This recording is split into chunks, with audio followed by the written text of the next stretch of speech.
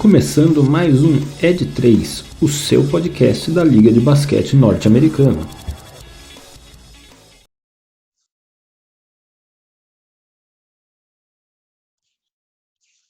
Sejam todos muito bem-vindos a mais um episódio do meu, do seu, do nosso podcast de NBA. O Ed 3 está no ar. Mais uma vez eu, Rafael Medeiros, com Gabriel Spanger e Michel Braga. E chegamos ao fim de mais uma temporada mágica.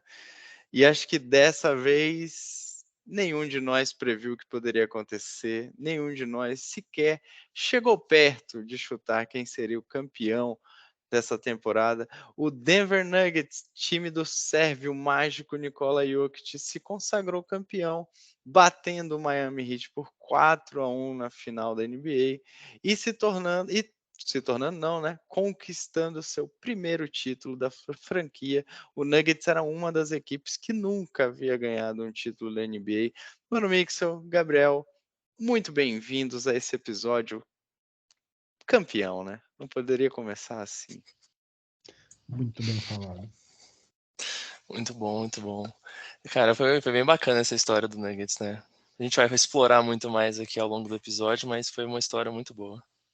Vocês estão emocionados com essa conquista? Eu senti uma emoção, assim.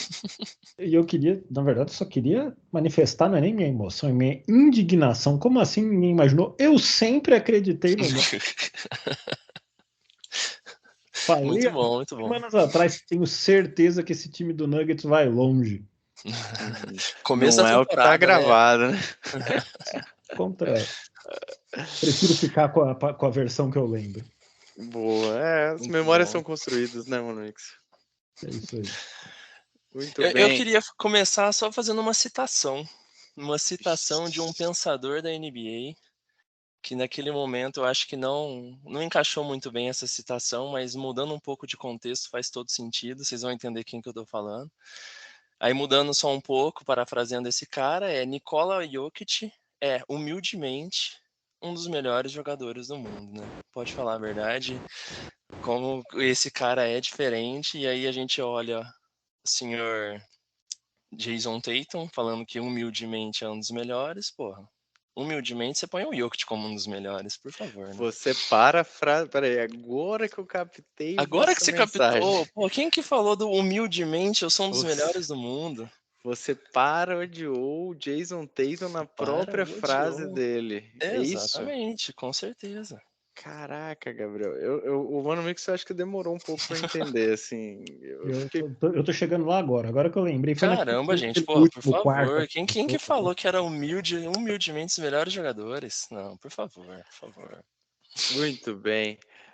Dupla, eu queria começar esse episódio perguntando até pra vocês. Óbvio, o Jokic foi eleito MVP das finais. Acho que ele tem um mérito absurdo. E teve atuações realmente... Não sei nem como adjetivar as atuações do Jokic, principalmente nessa reta final de pós-temporada.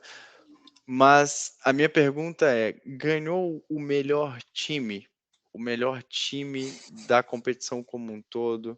Vale lembrar, o Nuggets teve a melhor campanha da temporada regular. Óbvio, se sagrou campeão agora também, mas foi realmente, na visão de vocês, aquele time que realmente coletivamente foi a melhor atuação da temporada? Olha, eu acho que ganhou certamente o melhor time dos playoffs. Isso é totalmente indiscutível. Praticamente sobre qualquer ótica que você olha para isso, o Nuggets é o melhor time. Inclusive defensivamente, que era um dos senões desse time, né? Uma das dúvidas sobre esse time. Não acho que ganhou o melhor time da temporada regular. Não acho que o Nuggets é o melhor time da temporada regular. Acho que, no mínimo, Bucks e Celtics foram melhores na temporada regular. E não só por terem tido melhores campanhas propriamente ditas, não na mesma conferência, né? Mas porque foram mais regulares ao longo do ano como um todo. O Nuggets teve um final de temporada muito ruim, enfim. Só que esses times simplesmente não levaram o basquete da temporada regular para o playoff, pelo menos não na intensidade com a frequência necessária para ganhar. Então, acho que, somando tudo, considerando tudo, ganhou o melhor time. Eu acho que foram dois bons times para essa final, né? Porque o Miami Heat também a gente falou desde do começo desses playoffs que ele estava sendo com um time muito coletivo, que não tinha suas peças, seus all-stars aí para colocar a bola embaixo do braço e levar. Então foram dois bons times que chegaram nas finais. E eu acho que a gente comentou um pouco disso no último episódio, né? Como que além de ser esse time que conquistou esse título, né, obviamente agora, o Denver Nuggets passava uma certa tranquilidade, né, e o Jokic falou, pô, eu tava louco para começar logo esse jogo para tirar o primeiro jogo das finais para tirar um peso das costas, e ele olhou que, cara, era mais um jogo. Eu acho que um cara que faz isso no meio nas finais da NBA, ele tem uma mentalidade um pouco diferente.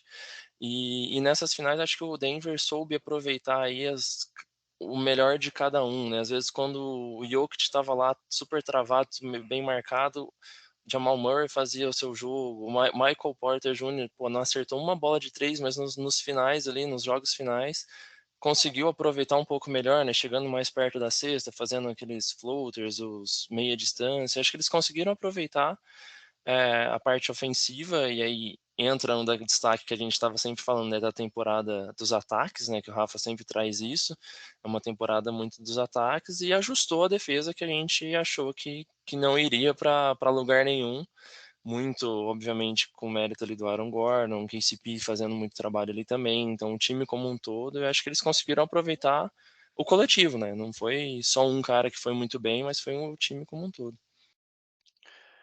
Boa.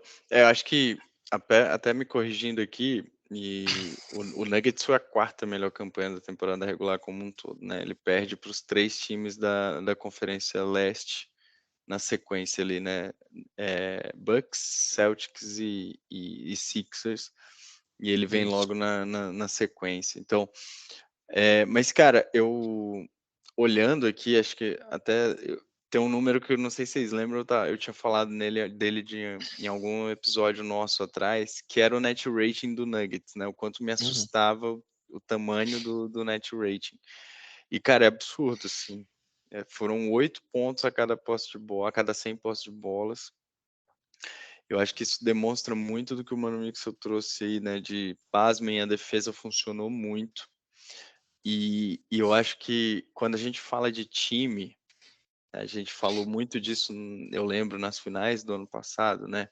O Warriors tinha seu quinteto titular, mas, pô, tinha alguns jogadores ali que faziam muita diferença quando entravam, né? O Gary Payton, o próprio Jordan Poole e o Otto Porter Jr. Eram três jogadores muito essenciais, foram muito essenciais naquela conquista do Warriors ano passado. E eu acho que quando a gente olha aqui para o Nuggets, não vou nem dizer do banco, que eu acho que o banco a gente pode falar mais daqui a pouco, mas principalmente quando você olha defensivamente, tem dois jogadores para mim que são muito essenciais nesse time. Que um é o Aaron Gordon, e eu acho que ele fez uma série de playoffs assim espetacular na marcação. Ele pegou sempre as maiores pedreiras para marcar, né? Pegou o LeBron James na série contra o Lakers, pegou agora o Butler em vários momentos, né? Em vários momentos o Butler tentava fugir dele. E um outro jogador que eu acho que a gente eu para mim sou fã do cara desde a bolha, assim, de tudo que ele fez pelo Lakers, e acho que a gente ainda subestima muito que é o KCP. Eu acho que o KCP tem um senso defensivo não só de marcação, mas de posicionamento de quadro muito importante. O rebote que ele pega no final do jogo 5 agora é um rebote super importante no finalzinho do jogo. O posicionamento dele de pé, do trabalho de pé defensivo é muito importante. Muitas vezes o Jimmy Butler procurou ele para ser o matchup, né? Achando que pela estatura, pelo porte físico, seria uma defesa mais fácil. Não foi uma defesa mais fácil para o Jimmy Butler. Então, acho que óbvio, muito desse arranjo defensivo que fez o Nuggets, na minha opinião, saltar, que já era um ataque extremamente produtivo na temporada regular, manteve isso, e aí eu acho que muito graças ao poderio ofensivo do Jokic e do Jamal Murray, nos playoffs, mas deu um salto muito defensivo em função, principalmente na minha visão, desses dois jogadores. Acho que eles foram muito peça-chave para o equilíbrio defensivo desse time. Concordo, eu adicionaria uma peça-chave para o equilíbrio defensivo desse time, que foi o Michael Malone.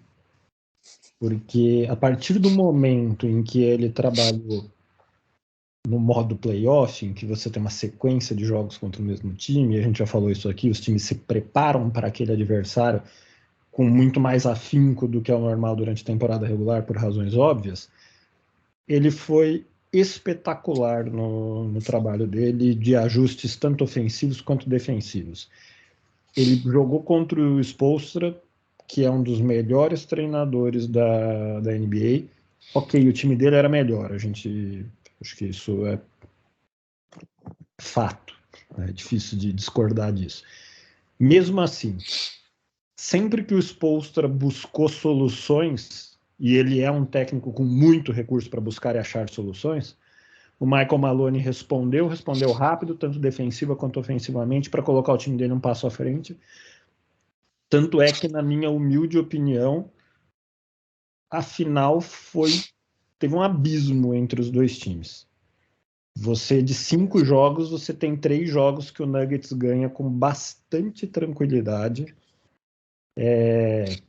Claro, um momento ou outro, o Heat encurtando um pouco a distância, mas nada muito efetivo. Você tem um jogo 2 que o Heat ganha muito apertado, mas ganha. E você tem um jogo 5 que ele é muito apertado novamente, com o Nuggets vencendo, mas é um jogo muito apertado, na minha opinião, muito por ter sido um jogo tecnicamente ruim no lado ofensivo, na fase ofensiva, todos os times chutando na casa de 20% de 3 pontos, enfim, jogo de muitos erros.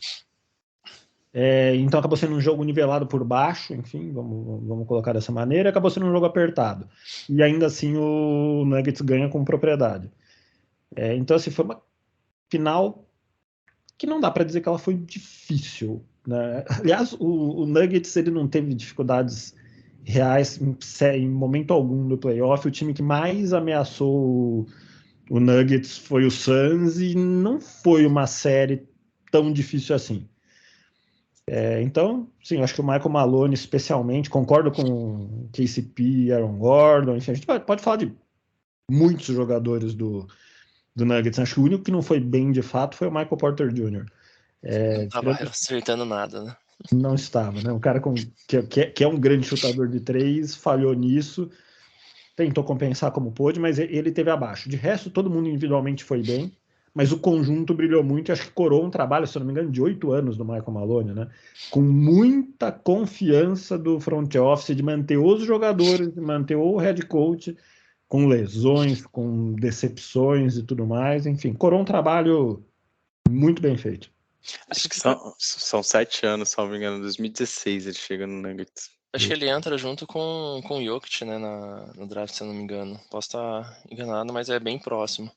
E essa questão da paciência que você comentou, né, Mano Mix, acho que fica muito evidente naquele choro lá do Jamal Murray, né, e ele falando, cara, depois de um tempo, pô, obrigado por não terem me trocado, porque às vezes você tá pensando muito no curto prazo, o front office às vezes fala, pô, eu tô com esse cara aqui, eu não quero segurar ele pra 1 ano, 2 anos aí vai saber quando melhora essa lesão, deixa eu trocar, jogar ele para um outro time que está em reconstrução e pegar alguma coisa para agora, mas não, eles tiveram essa paciência para conseguir esperar, trazer ele de volta. O Michael Porter também ficou fora na temporada passada, né, com problema nas costas, então acho que assim, foi uma paciência com os jogadores e com o técnico também, né, porque o Michael Malone não deu certo logo de primeira, né, então assim, foi essa confiança no elenco como um todo, né?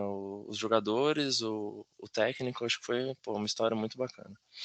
É só a gente lembrar de um exemplo, né, cara? Assim, tudo bem, é um time que depois acabou entrando em reconstrução e tudo mais, mas o Jazz, ele abre mão podem ser jogadores de patamares diferentes, mas ele abre mão do Joe Ingles lá atrás, porque o John Ingles teve uma lesão realmente muito forte. E, cara, fala, bicho, eu acho que eu ainda tenho uma chance aqui com o Donovan Mitchell e Rudy Gobert, que eu quero tentar e vou arriscar minhas fichas, né? Não quero esperar, né? E foi exatamente, o Joe Ingles teve uma lesão gravíssima e demorou para voltar, demorou para se recuperar e o Jazz resolveu e abriu mão, coisa que o Nuggets acabou não fazendo. Agora, cara, uma coisa que eu queria, avançando aqui, parecia que acho que essa sensação que o Mano Mixon teve, eu também tive, e eu queria ouvir mais de vocês, mas parecia que o Denver era muito imparável, porque a gente não via o Denver, vou colocar aqui, caindo nas mesmas armadilhas que os outros adversários do Heat caíram ao longo dos playoffs, né? O Heat, na minha visão, tentou de tudo, todo o repertório defensivo que tinha e que fez ao longo das séries, mas mesmo assim parecia que nada era capaz de parar o ataque do Nuggets. Mesmo no jogo 2, em que o Nuggets perde em casa, eu também fiquei com a mesma sensação do Mano Mix. Eu falei, cara, isso aqui foi uma vitória muito injusta, na minha visão. Tipo, o Nuggets foi o melhor o jogo inteiro, dominou o jogo inteiro. E o Heat soube fazer um último quarto muito bom, mérito total, mas que, né, aquele negócio do futebol, né? O 4-0 que não parece um 4-0, que teve 3 bolas na trave para outro time, o goleiro defendendo tudo, perdeu o gol embaixo do gol e etc. Eu fiquei muito com essa sensação de que, cara, não era possível, e acho que isso não fica só para a série final, mas para o playoff inteiro, mas não era possível parar o ataque do Nuggets.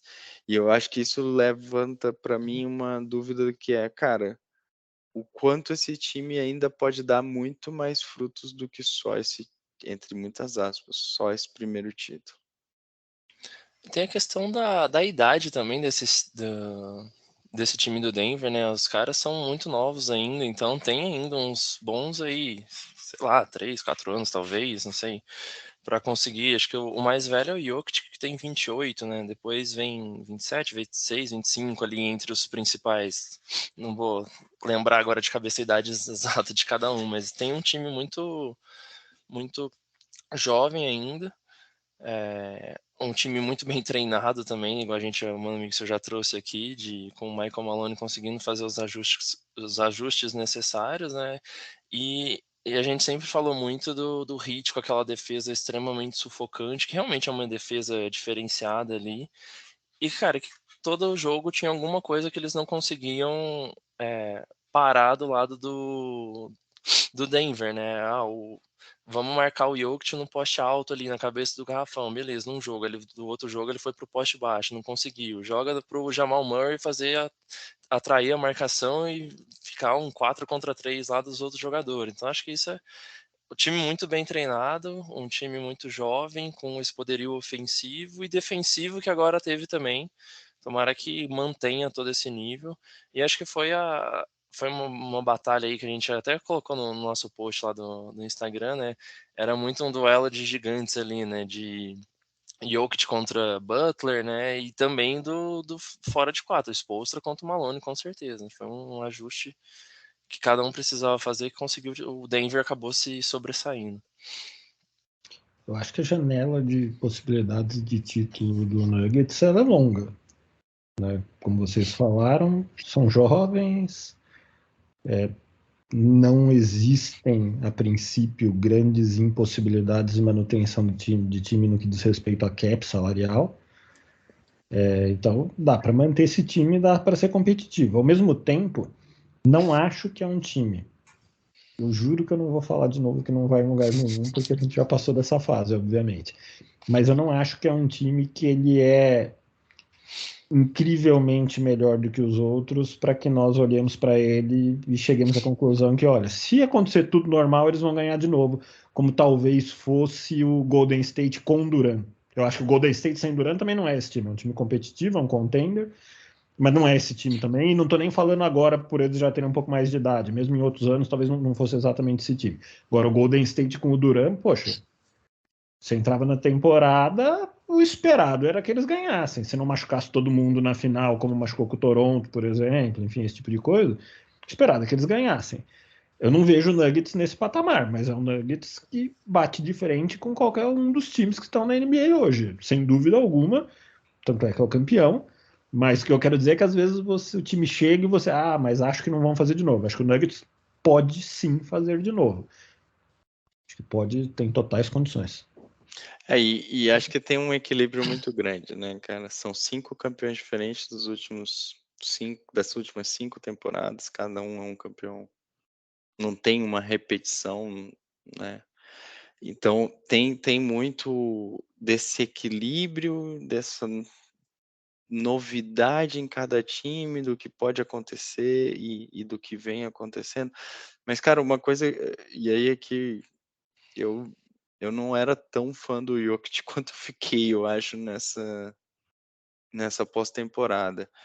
Eu acho que o Jokic ele abre os dois, o Jokic e o Jamal Murray, eles abrem uma coisa que é muito surreal para a NBA, assim, que eu acho que a gente não se dá conta ainda, mas principalmente na minha visão do Jokic, que é a capacidade de passe, de assistência que esses dois jogadores têm, e principalmente do Jokic, como ele consegue ter uma velocidade de passada de bola muito rápida. Isso quebra muito as defesas.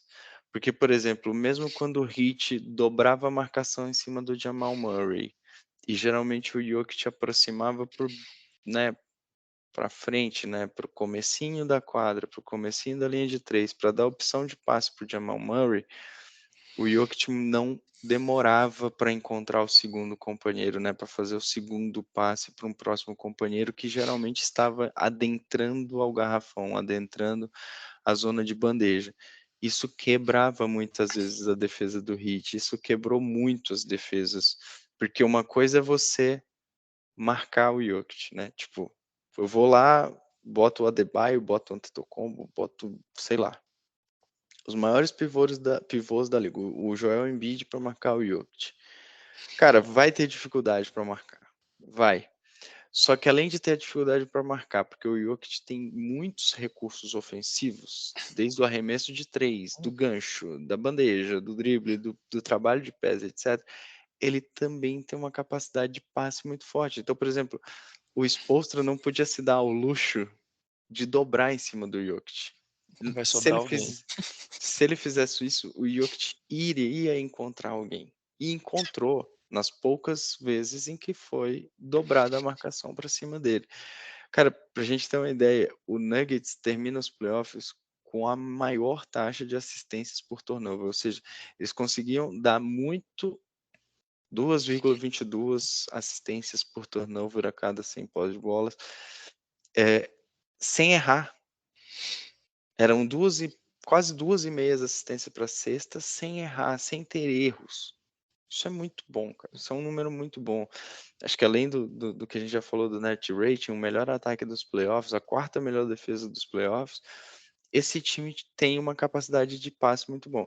E acho que isso se potencializa quando as duas principais estrelas desse time são dois bons passadores também e principalmente passam entre si. A gente passou a temporada inteira aqui falando de trocas que não deram certo, porque os principais jogadores dessas trocas não passavam. Vou dar alguns exemplos. Trae Young e DeJounte Murray não Não passam jogava a bola junto, entre né? si, né? James Harden e Joel Embiid demorou isso acontecer. Isso só foi acontecer na hora que realmente o Sixers começou a embalar, começou a melhorar na temporada regular e começou a ir bem nos playoffs. Antes disso acontecer, o Sixers era não um lixo, mas não era um time bom. Rudy Gobert e DeAngelo Russell não funcionou no Minnesota Timberwolves. Todo mundo achava que funcionaria. Foi Daí preciso. você tava vindo bem na comparação, aí você colocou dois caras que são dois mão de alface, pô. Pelo amor de Deus. Exato, mas foi preciso trazer o Mike Conley para Minnesota para poder fazer o Gobert receber a bola. E aí, por último, a última dupla que essa não foi de uma troca, mas é uma dupla que a gente falou bastante. Jaylen Brown e Jason Tatum são duas estrelas absurdas que não passam a bola entre si. Kyrie e Luka. É, Kyrie e Luka eu ia falar também. Eu entendo Perfeito. porque precisa de mais tempo e tudo mais. Eles tiveram muito pouco tempo para serem julgados por isso, pelo menos. Mas também não funcionou ainda. Exato. E aí, a beleza do Nuggets é que quando você pega isso, nessas duas principais estrelas que passam entre si e que conseguem achar os companheiros, cara, assim, é elevar o nível de jogo coletivo ao máximo. E aí que eu acho que o Nuggets consegue ganhar do Suns fora de casa com uma vantagem de quase 40 pontos, numa série de playoff. É botar o Heat, que é um time extremamente bom no jogo coletivo, no bolso e tornar o ataque indefensável, né? É fazer um 4-0 no Lakers, o Lakers que tinha acabado de eliminar o atual campeão da liga. Então, assim, eu acho que isso elevou muito o patamar desse time e, para mim, desses dois jogadores. Eu acho que o que o Jokic faz e traz, né, para o jogo é muito diferenciado, não só pela habilidade dele de atacar, mas pela habilidade dele conseguir achar companheiros em melhor posição e fazer passes que muitas vezes são passes que ninguém faria, né? Às vezes é um tapinha. Eu lembro de um dos lances que ele deu um tapa pro Aaron Gordon, quase de vôlei, o Aaron Gordon de costa para cesta, o Aaron Gordon só empurra a bola assim, ele quase que não enterra. Então é muito particular isso desse jogador. Eu acho que, como o Mano Mixel bem lembrou aqui, o Michael Malone soube aproveitar muito bem o material humano que ele tinha à disposição e, obviamente, potencializou isso dentro desse jogo coletivo do Nuggets. Mas eu fiquei encantado com isso, confesso que. Só complementando aí sobre o Jokic, né? Eu quero citar outro jogador aqui também, o senhor Karl Anthony Towns, que deu aquela declaração essa semana, né? Falando, poxa, quando lá pra frente eles vão lembrar que como eu mudei o jogo. Na verdade, eu acho que ele tava pensando no Jokic quando ele falou isso, né? Como que esse cara não pivô pesado e louco do jeito que ele... Você acha que, cara, quem que é esse maluco aqui? Faz tudo isso, aí tem aqui o pessoal compartilhou os status dele de primeira NBA Finals, né? Só para mostrar como que esse cara é gigante. Ele terminou como 30 pontos por jogo, maior do que Kevin Durant, que teve 28,5. 9,5 assistências, mais do que o senhor Magic Johnson. 13,5 rebotes por jogo, mais do que Tim Duncan. O aproveitamento de 3 em 46,1, maior do que um senhor chamado Stephen Curry. E um rating defensivo maior do que o Giannis Antetokounmpo. Então, assim, cara, é recorde acima dos caras que estavam nesses recordes aí há muito tempo e não são qualquer jogadores aí, né? Ele Que teve esse cara... quase um triplo-duplo de média nas finais, cara. Cara, 9,5 assistências, quase estava no triplo-duplo, exato. Eu acho que ele é, pelas características que ele reúne, certamente o jogador mais difícil de marcar. Eu não vou nem falar em um melhor, eu até acho que é bastante defensável a teoria de que ele é o melhor jogador da NBA nos últimos 3 anos, né? Tanto é que ganhou 2 MVPs, muita gente acha que devia ter ganho o terceiro, mas eu não acho que não é nem esse o ponto. Não é que ele é difícil de marcar porque ele é melhor, porque ele é muito bom, e sim porque não existe um modo óbvio de marcá-lo. Você joga contra Stephen Curry, é muito difícil marcar o Curry, mas teoricamente existe um caminho, tentar evitar as trocas para não deixar ele com o adversário que ele vai bater mais facilmente, não dar espaço para ele no perímetro, existe um caminho. O Jokic, você faz o que para marcar? A gente já falou disso aqui, você dobra, ele vai passar e vai encontrar o adversário livre com muita facilidade num time que é muito bem treinado para aproveitar os corredores da defesa e se posicionar para pontuar com o passe dele. Você bota no 1 contra 1, ninguém marca ele no 1 contra 1.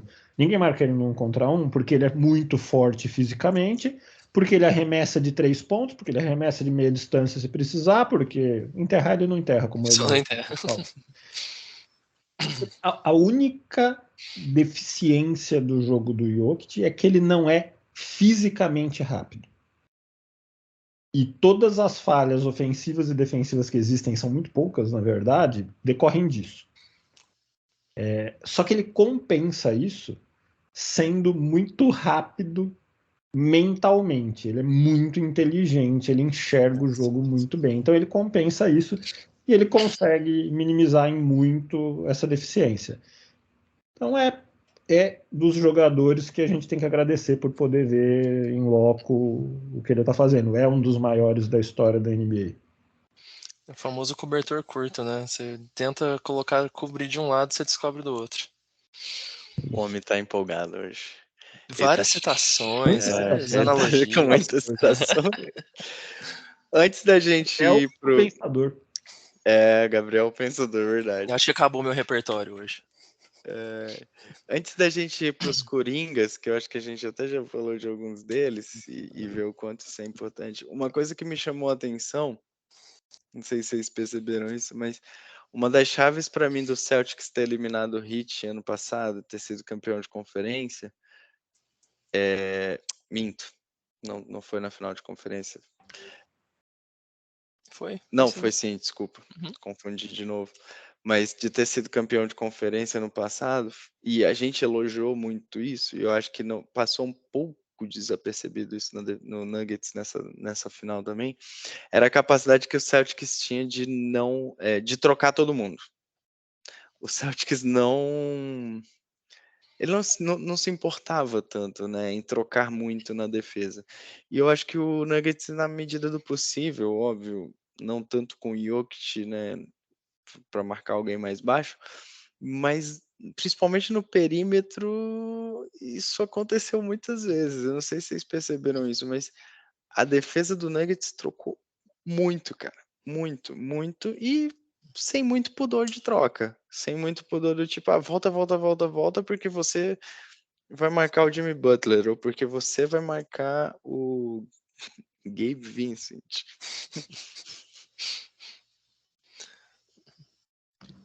Eu acho que eles, a partir de um determinado momento, eles deixaram isso acontecer mesmo. Muito na confiança de que tem um comentário, cota bola presa aqui, né? Tem a cota Zach Lowe que o Dennis usa.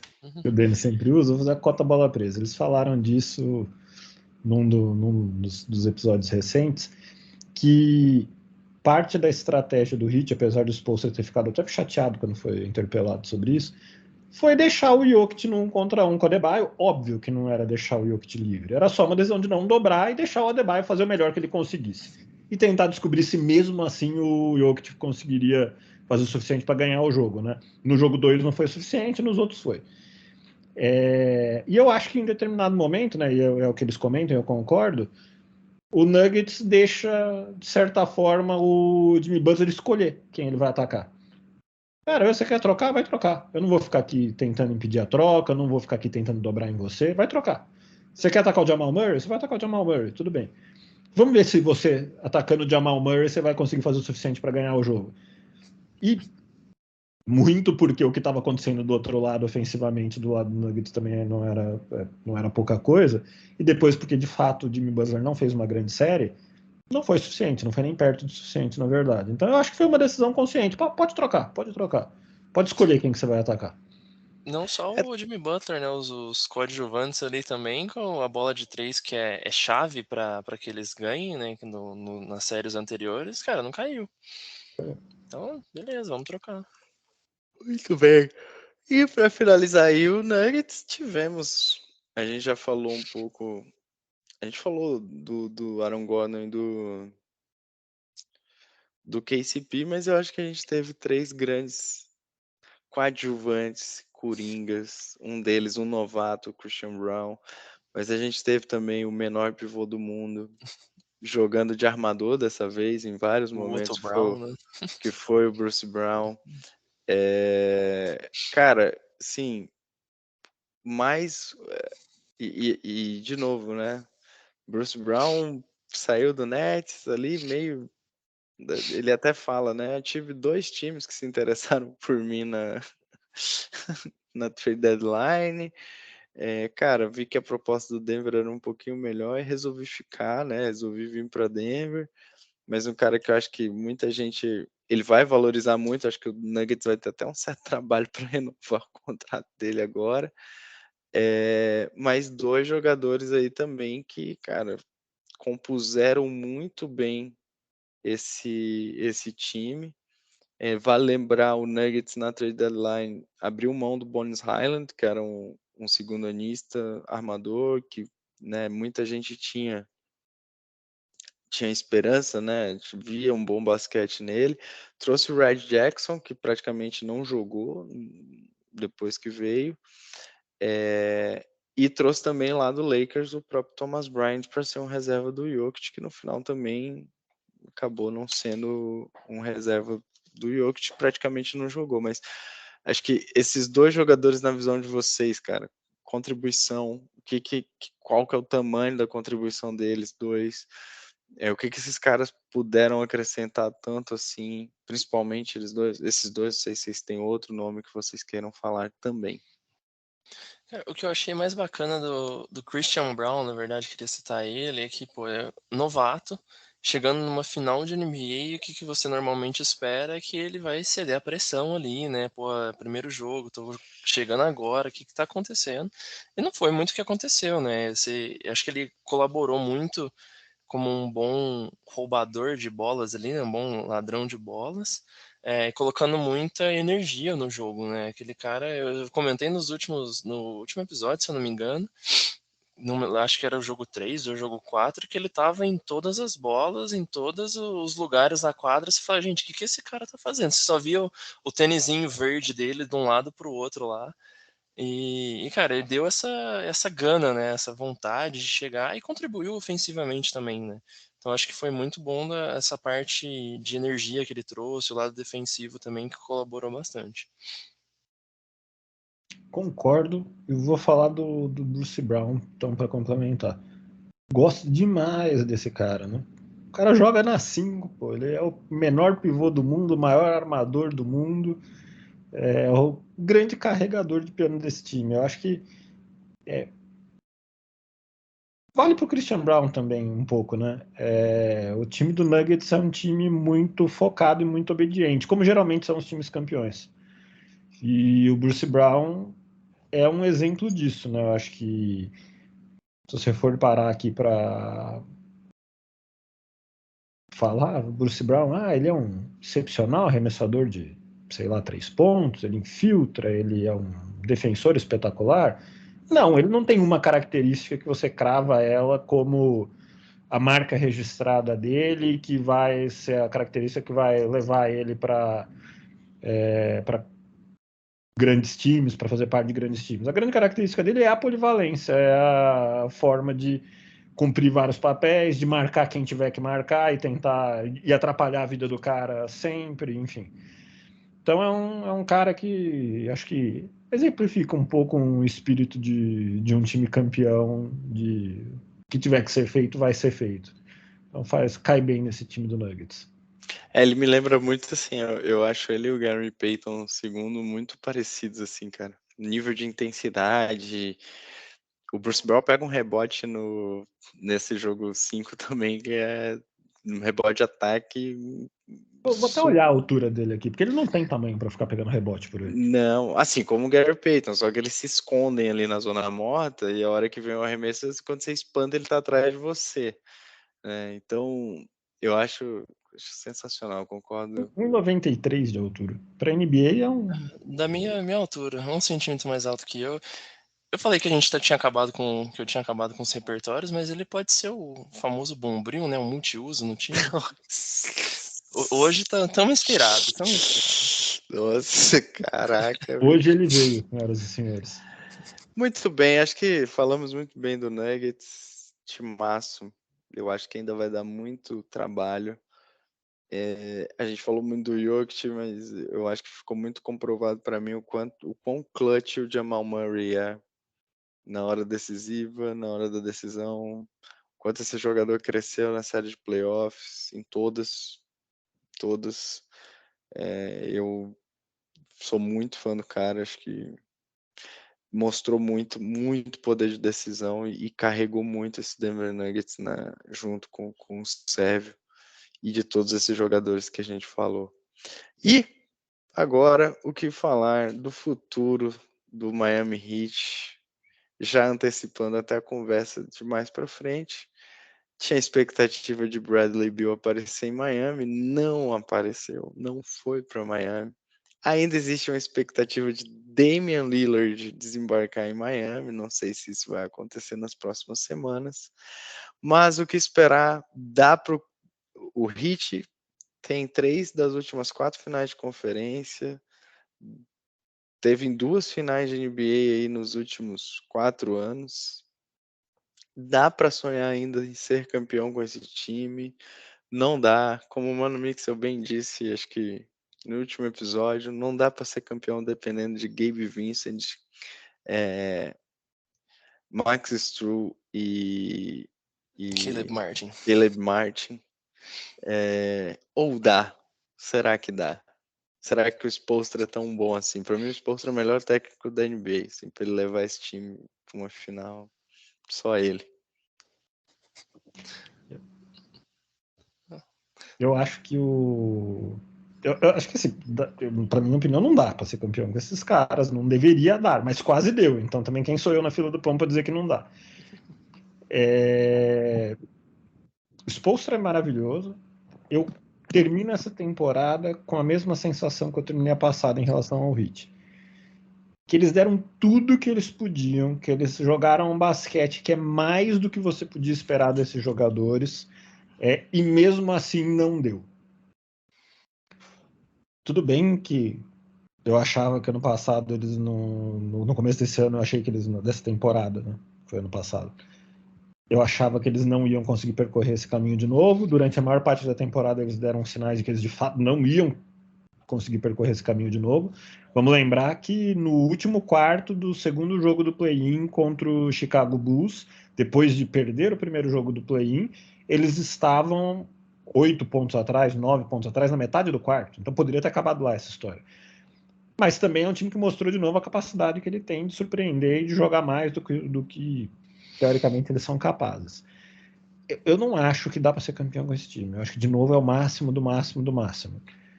Acho que a história muda totalmente se você adiciona um Damian Lillard nesse time sem perder ninguém relevante. Como fazer isso? É um problema deles lá, dos general managers lá, encontrar uma troca que funcione. Pat Riley, mágico. E eu acho que tem um ponto aqui, né? Eu sou muito contrário à abordagem de simplesmente adicionando estrelas, estrelas, estrelas a um time e acreditar que isso vai funcionar. Por exemplo, não gosto do que o Suns está fazendo, mas eu sei que esse é assunto para uma outra história. Por mais que a troca do Bill seja um assalto ao Washington, mas enfim. Nossa, vendeu barato demais. Eles perderam o Bill naquela cláusula lá. Enfim, aí tem história também. O tanto de tempo que eles deixaram o Bill como refém lá, sem time para jogar com ele.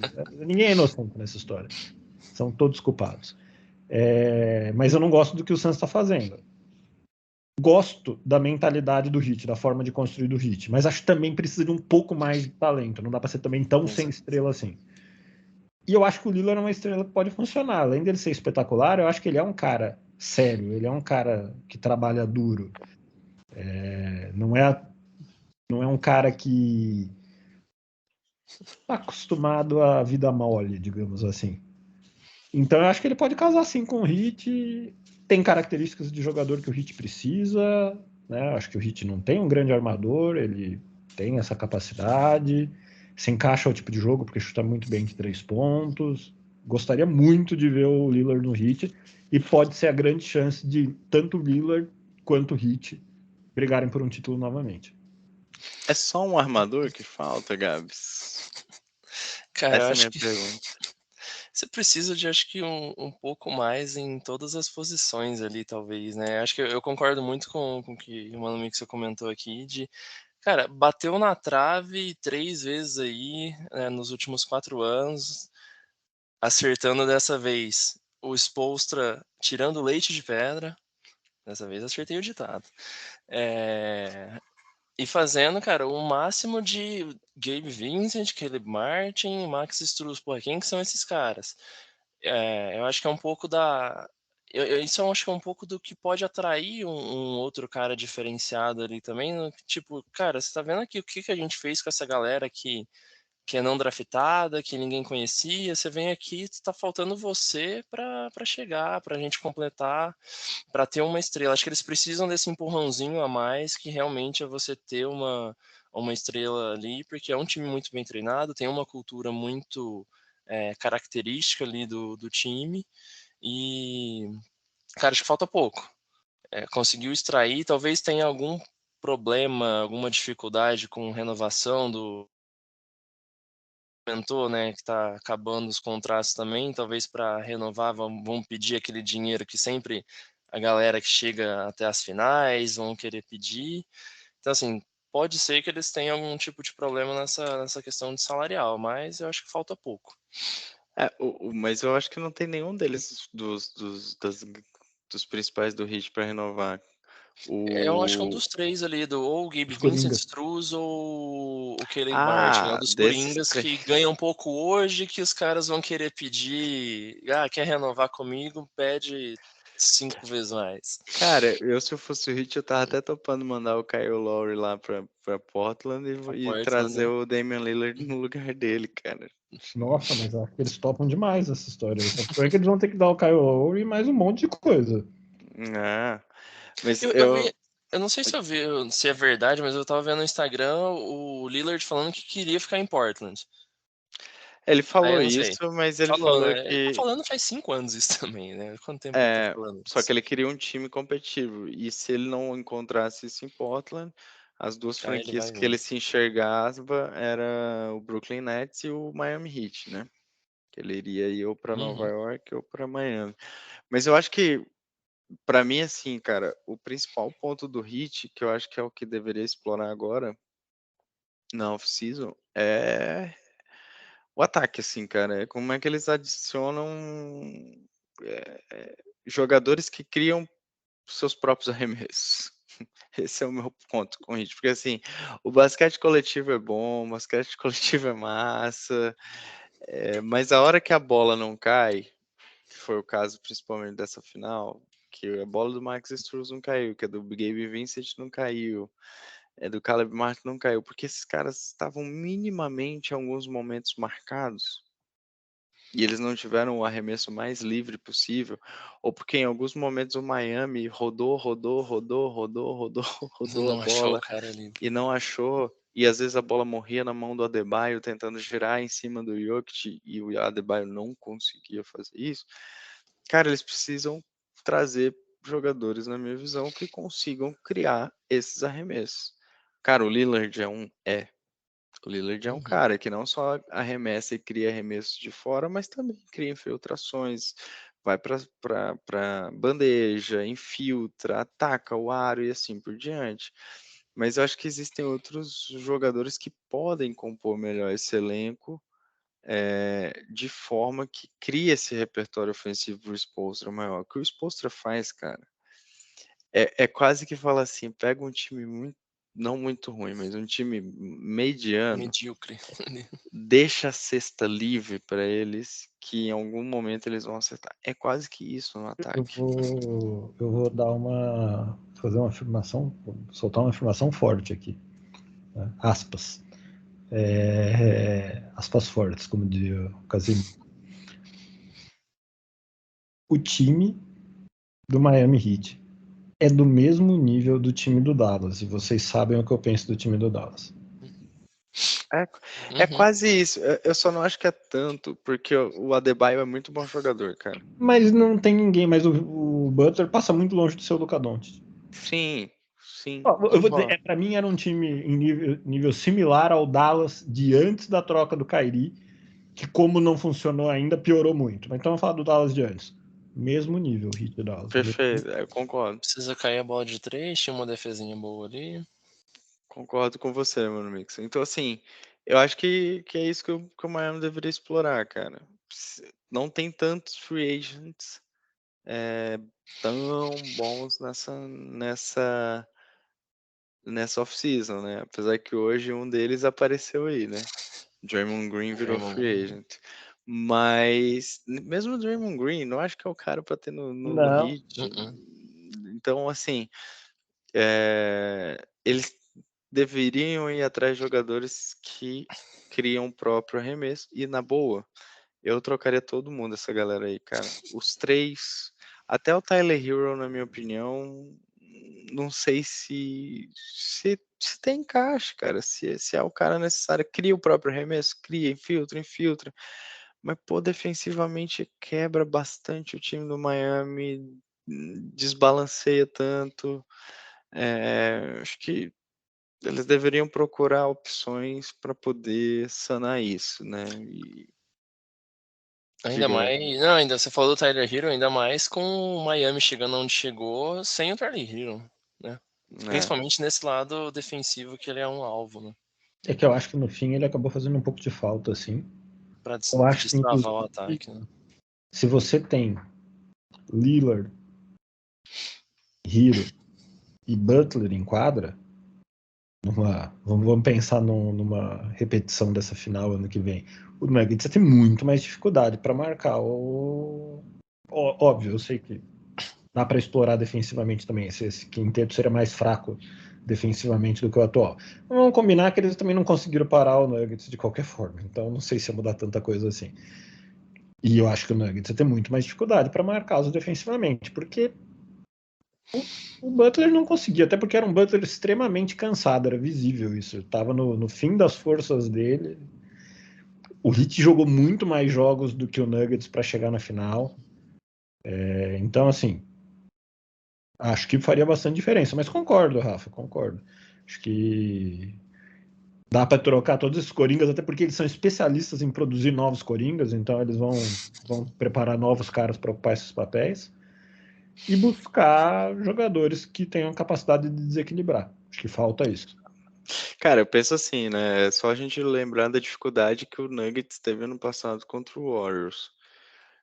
Cara, imagina um armador tipo o Damian Lillard ali, você faz uma troca para fazer um matchup do Lillard com o Jokic. Cara, você desmonta muita coisa da defesa do Nuggets. Mas, cara, dá para refazer, remonta, tá. Dá, mas, cara, o Curry ano passado botou o Jokic no bolso. No bolso. Então você cria uma dificuldade defensiva muito maior para o seu adversário. Muito bem. Chegamos ao fim dessa temporada. Mais uma vez, foi uma honra estar com vocês dois aqui. Já começamos muito bem a off-season, temos muita coisa já para falar, mas deixaremos essas trocas e movimentações para o próximo episódio.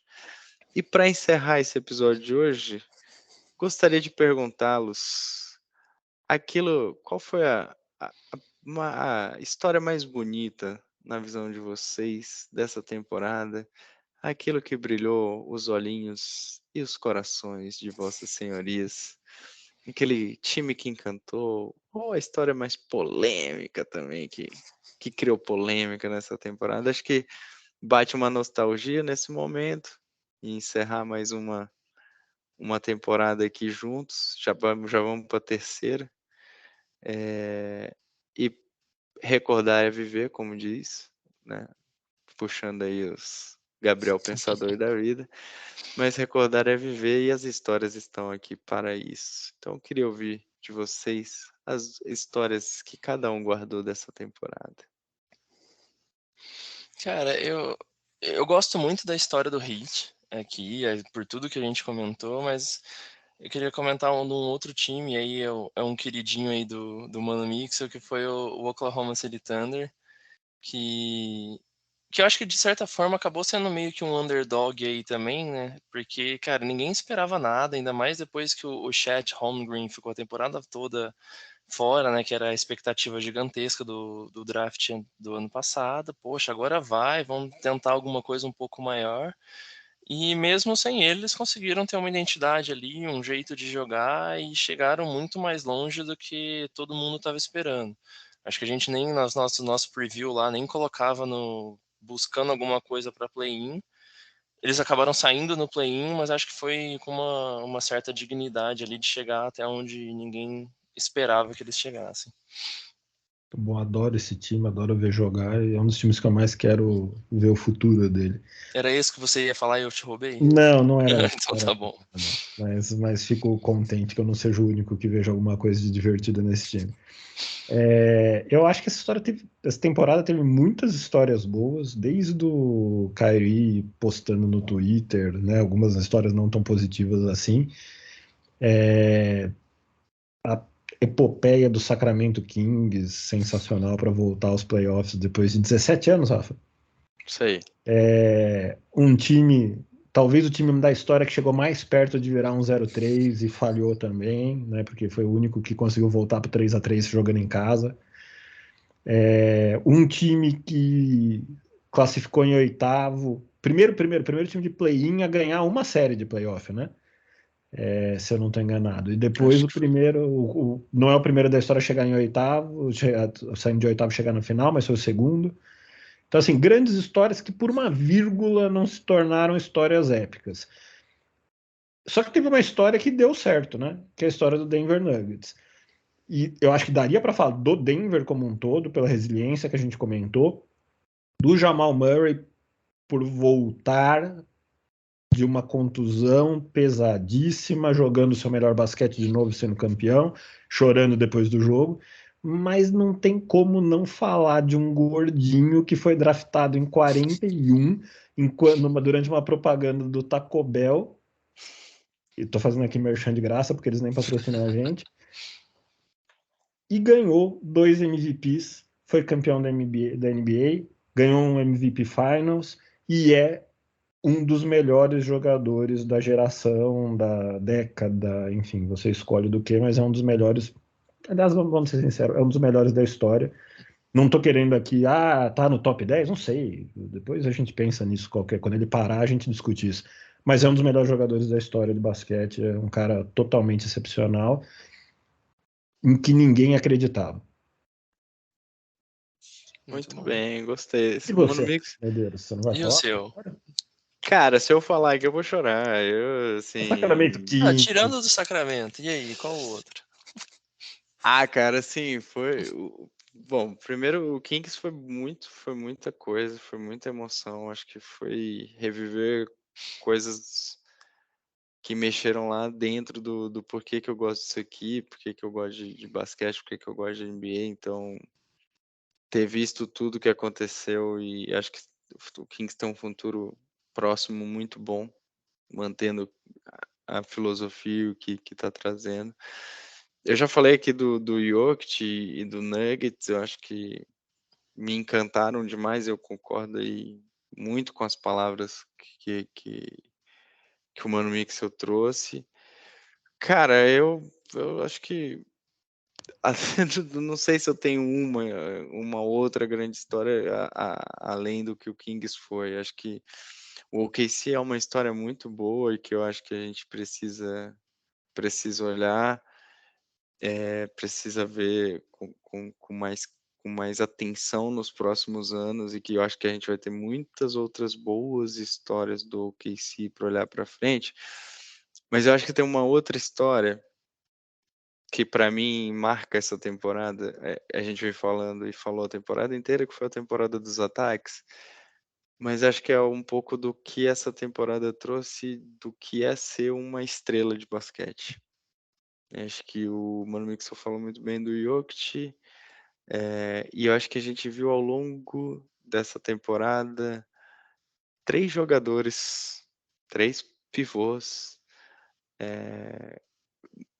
por muito tempo comentados durante a temporada pelas suas atuações, pelo impacto que esses caras têm na liga, mas principalmente eu acho que cada um deles, a seu modo, demonstrando um lado humano, cada um ao seu jeito. O que eu quero dizer com isso?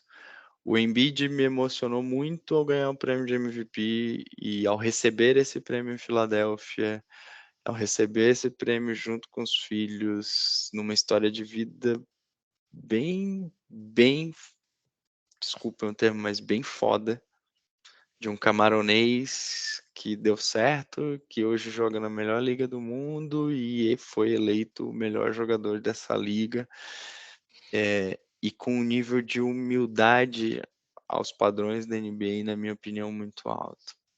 Depois a gente teve o Antetokounmpo falando do que era fracasso e do que não era fracasso na visão dele quando o Bucks é eliminado. E eu acho que por último a gente tem o Jokic falando que ele só queria ir para casa, cuidar dos cavalos dele, ele nem queria estar no desfile de campeão que aconteceu na última quinta-feira em Denver. Então acho que cada um desses três, a seus moldes e a sua maneira, mostrou um pouquinho de um jeito diferente de ser uma estrela, né? A gente sempre se acostumou a ver jogadores extremamente agressivos, fortes, impetuosos, como o Jordan, como o LeBron James, como o Kobe Bryant, né? O Mamba Mentality tá aí para isso. Cara, próprio os ídolos do Gabriel, os Bad Boy Pistons, né, mas idealizados na figura principalmente do Isaiah Thomas, e assim por diante. A NBA sempre foi marcado por jogadores muito fortes e muito impetuosos e que tinham esse aspecto de liderança muito agressiva. E eu acho que esses três esse ano mostraram uma liderança um pouco diferente, né, um pouco que vai na contramão das coisas, uma liderança mais humana, mais vulnerável e mais humilde, por que não dizer? Acho que cada um deles, dentro daquilo que foi pontual da temporada, soube trazer um pouquinho dessa diferença. E talvez do que a gente muitas vezes precisa para o nosso dia a dia.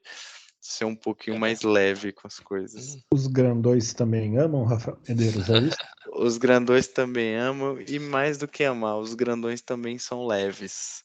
Então eu acho que a leveza desses três jogadores, cada um num momento específico. Eu confesso para vocês, o choro do Jamal Murray é emocionante, acho que muito, mas acho que a cena que mais me emocionou na temporada, tirando o Kings, foi o MVP do Embiid. Eu acho que ele receber com a família dele, cara, e o discurso dele no recebimento do prêmio foi algo muito impactante, que eu acho que a gente falou muito disso do ano que o Antetokounmpo foi campeão, né, sobre a história de vida dele. Eu acho que esses caras mostram bastante. E, né, cada vez mostra pro estadunidense que, meu amigo, tem muita gente no mundo que sabe jogar basquete. Jokic, Antetokounmpo, Luka, Embiid mostram que não é só o estadunidense que sabe jogar basquete, não. Quem sabe um dia eles param de achar que a América é só os Estados Unidos, né? Exato. E não Lembra da América do Sul, né?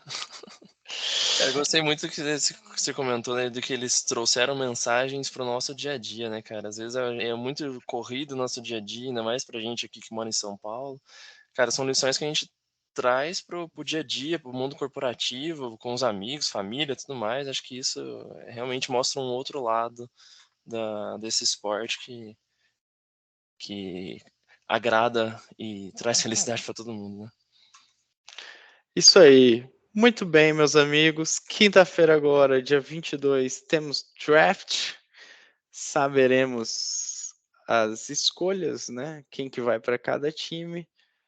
Temos o altíssimo hype aí em cima de Victor Wembanyama, que deve ir para o San Antonio Spurs, que tem a primeira escolha do draft dessa temporada. Segunda escolha, provavelmente deve ficar com o Scott Henderson. Eu não sei, não lembro agora de quem que é a segunda escolha, mano amigo. Se você com certeza deve saber isso. Charlotte Hornets. Charlotte Hornets. Inclusive, isso lança um pouco de dúvida se o Henderson será o segundo ou não, porque estamos falando do time de LaMelo Ball, ou seja, seria o segundo armador. Tem gente que diz que é uma ótima combinação, tem gente que diz que não é e que acham que eles vão ou trocar a pique. Brandon Ingram, eu jamais trocaria essa pique pelo Brandon Ingram. Ouvi esse boato. Acho o Brandon Ingram um baita jogador, mas ele não é consistente numa coisa que é muito importante para um jogador de basquete, que é entrar em quadra. Enfim, aí falam Importante, do né? Brandon Miller, enfim. Aguardaremos. Mas um draft, uma classe bem talentosa, ao que tudo indica. Brandon Ingram era uma peça boa para ir pro Heat. Acho que continua valendo o probleminha de entrar mais em quadro. Ah, sim, da lesão, concordo. Lesões, né? Mas é um jogador que cria Baita essas provas, jogador. né? Baita jogador. Muito bem. No nosso próximo episódio, falaremos sobre o draft, o que aconteceu, e também sobre essas trocas bombásticas, como Bradley Beal no Suns, que o Mano Mixer já adiantou, e tudo que mais pode acontecer daqui até lá. Só Deus sabe o que acontecerá. Meus amigos, esse foi mais um episódio do meu, do seu, do nosso podcast de NBA. O Ed 3 fica por aqui. Até a próxima. Um grande abraço. Fiquem bem. Valeu. Um abraço.